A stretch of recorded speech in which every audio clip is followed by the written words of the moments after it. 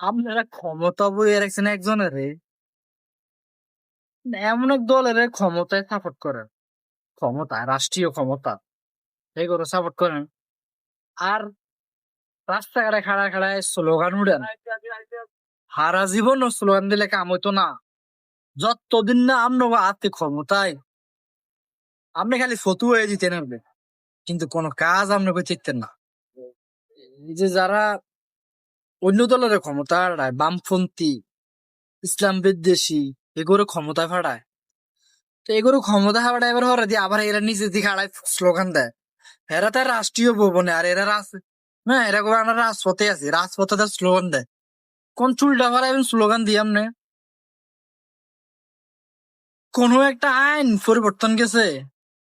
কোন একটা আইন কি পরিবর্তন করা গেছে যে মনে করেন আমরা স্লোগানের কারণে আইন পরিবর্তন হয়েছে? জীবন হইতো না।